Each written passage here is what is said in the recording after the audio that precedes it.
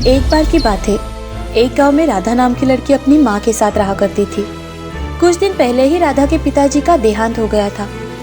राधा की माँ सुमन लोगों के घर के काम करके अपना गुजारा किया करती थी और राधा स्कूल जाती थी। वो पढ़ाई में बहुत ही होशियार थी। एक दिन राधा की माँ अचानक से बीमार पड़ जाती है। सुबह राधा उठती है तो देखती है कि उसका शरीर बुखार से कांप रहा होता है। तभी राधा, माँ, आपको कितना बुखार है? मैं अभी आपके लिए दवाई लेकर आती हूँ। राधा अपनी माँ के लिए दवाई लेकर आती है और अपनी माँ को कुछ खाना देकर दवाई खिलाती है। बेटा, लेकिन मुझे काम पर जाना होगा। माँ, आज तुम काम पर नहीं जाओगी। आज तुम्हारा काम करने के लिए मैं चली जाऊंगी। बेटा, तुमसे ये नहीं होगा। इतने घर का काम और तुम्हारा स्कूल भी तो है। माँ, मैंने कहा ना, मैं चली जाऊंगी। आप आराम करो। ऐसा कहकर राधा पहले अपने घर के काम निपटा लेती है और कुछ देर बाद अपने माँ का काम करने चली जाती है। राधा पहले सबके घर के काम करती है और बाद में सोनाली के घर काम करने चली जाती है।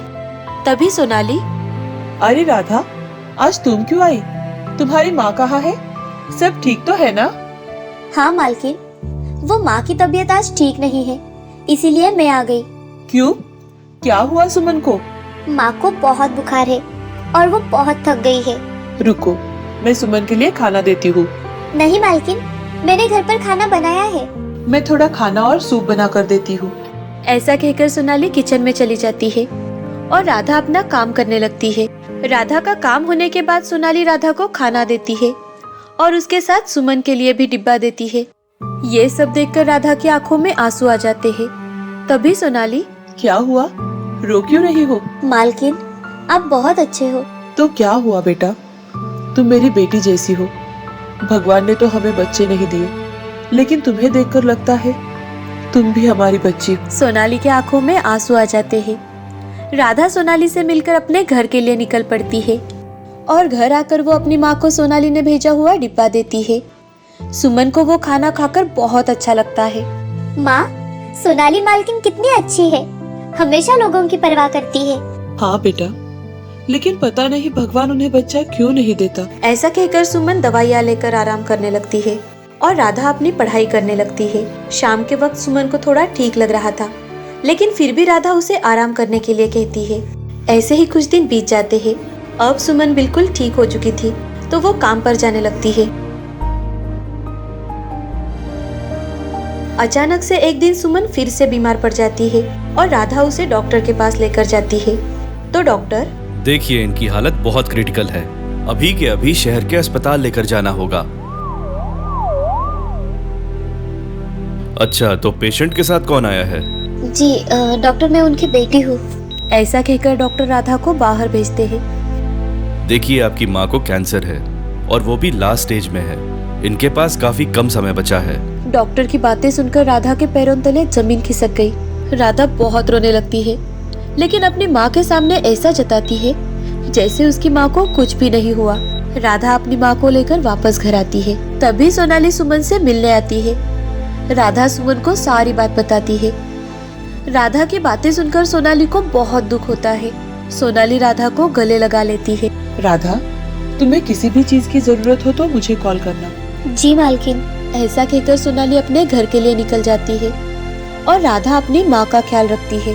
अब काम बंद होने के कारण उनके घर में खाने पीने के लिए कुछ भी नहीं था, तो राधा सोनाली के पास कुछ मदद मांगने के लिए जाती है।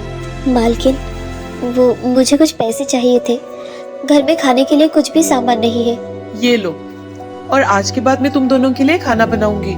सोनाली राधा को कुछ पैसे देती है और उसके साथ डिब्बा भर कर देती है। राधा भी हर रोज सोनाली के घर का सारा काम करती है।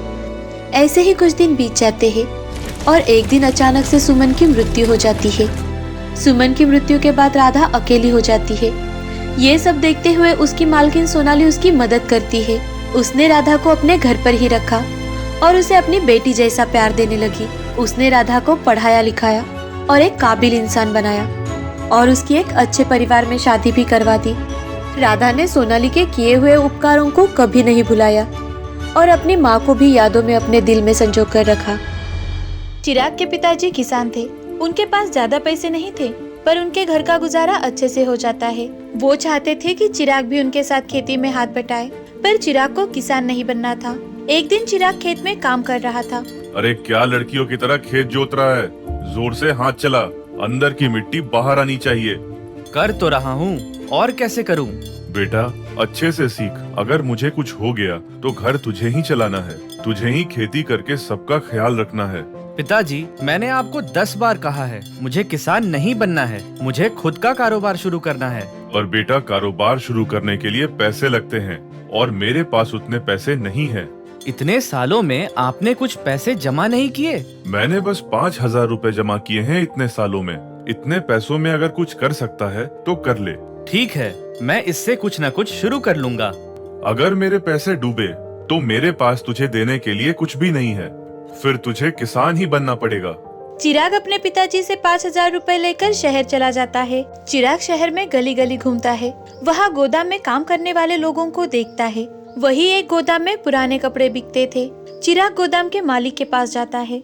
क्या ये पुराने कपड़े बेचने के लिए रखे हो? नहीं, मैं पुराने कपड़े खरीदता हूँ। मतलब? देख भाई, काम का समय है, एक बार बोलूंगा, अच्छे से सुन। मैं पुराने कपड़े लेता हूँ। टी शर्ट या शर्ट के 30 रुपए और जीन्स के 60 रुपए। सारी सलवार सूट ये सब के 100 रुपए रहते हैं। जितने कपड़े लाएगा उतना पैसा मिलेगा, तब के तभी। अच्छा, समझ गया, मैं लेके आता हूँ। चिराग सोचता है पुराने कपड़े कहाँ से आएंगे कि तभी उसके पिताजी आते हैं। और कुछ रास्ता मिला क्या कारोबार का? वही सोच रहा हूँ। अच्छा पिताजी, यहाँ पुराने कपड़े कहाँ मिलते हैं? क्या पुराने कपड़े? अब तुझे पुराने कपड़े क्यों चाहिए? हमारे पुराने कपड़ों का क्या होता है? आप फेंक देते हो? नहीं, तेरी माँ उन कपड़ों का पोछा बनाती है। जब तक वो कपड़े अच्छे से फट न जाएं, उसके बाद ही फेंकती है। सब लोग यही करते हैं, पुराने कपड़ों का पोछा बनाते हैं। वो सब मुझे नहीं पता। चिराग की माँ वहाँ आती है और चिराग पर गुस्सा करने लगती है। तूने बाल्टी और मग कहाँ रखा? अरे वो तो मैं खेत में भूल गया। खेत में भी नहीं मिले, अब कपड़े कैसे धोऊंगी? अच्छा ठीक है माँ, कल मैं शहर से नया ले आऊंगा। अरे भाई, मग और टब कैसे हैं? मग के 50 रुपए और बाल्टी के 150 रुपए। इतना महंगा? थोड़ा सस्ता मिलेगा क्या? मिलेंगे ना, मग 30 रुपए में और बाल्टी 50 रुपए में, लेकिन दोनों 50-50 पीस लेने होंगे। अच्छा ठीक है, दे दो। चिराग ने दिमाग में ही कुछ हिसाब किताब कर लिया था और दुकानदार को 4,000 रुपए दे दिए। इतने सारे टब और मग, मुझे तो एक ही चाहिए था। अरे बाप रे! आप एक बाल्टी और मग ले लो, बाकी के रहने दो। पिताजी, मुझे आपकी साइकिल चाहिए। ले, बाहर ही तो है। अब क्या बाल्टी मग बेचेगा? अब बस आप देखते जाओ पिताजी। चिराग साइकिल लेकर वेल्डिंग वाले के पास जाता है और अपने साइकिल के पीछे लोहे का बड़ा सा कैरियर बनवा लेता है, जिसमें वो बाल्टी और मग ले जा सके। और अगले ही दिन से चिराग ने अपना कारोबार शुरू किया। वो गांव-गांव घूमकर पुराने कपड़ों के बदले प्लास्टिक की बाल्टी और मग बेचने लगा। पुराने कपड़े लाओ और बाल्टी और मग ले जाओ। एक औरत बहुत सारे कपड़े लेकर आती है। आइए बहन जी, क्या क्या है इसमें? 4 साड़ियाँ, जीन्स और टी शर्ट भी है। इन सब के बदले 2 मग और 2 बाल्टी दे सकता हूँ। ठीक है, दे दो। चिराग लोगों के पुराने कपड़ों के बदले उन्हें टब और मग बेच रहा था। शाम होते होते चिराग के पास पुराने कपड़ों का ढेर था और उसके आधे से ज्यादा टब और मग खत्म हो चुके थे। इतने सारे पुराने कपड़े कहाँ से लाया और क्यों लाया? पिताजी, कम से कम ये 20 से 25,000 रुपए का माल है। क्या?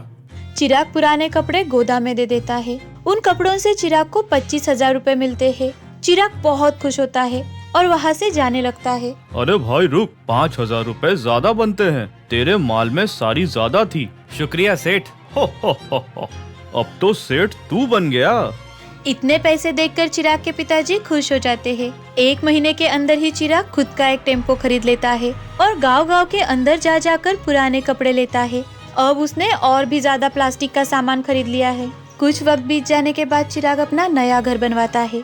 ये देखकर उसके पिताजी भावुक हो जाते हैं। तूने इतनी जल्दी इतना कुछ कर दिया, मैंने तो सोचा तक नहीं था। मैं अपनी जिंदगी में कुछ नहीं कर पाया, पर तूने इतना कुछ कर लिया बेटा। मैं बहुत खुश हूँ। पिताजी, ये सब आपकी वजह से है। वो 5,000 रुपए आपकी जिंदगी भर की मेहनत की कमाई थी। 1 साल के अंदर ही चिराग करोड़पति बन जाता है। उसने एक कंपनी खोल ली जहाँ वो लोगों को काम पर रखता है, जो अब उसके लिए गांव-गांव में घूमकर पुराने कपड़े इकट्ठा करते हैं। किसने सोचा था कि पुराने कपड़ों का भी व्यापार हो सकता है, पर चिराग की अनोखी सोच ने उसे करोड़पति बना दिया। कोई काम छोटा नहीं होता।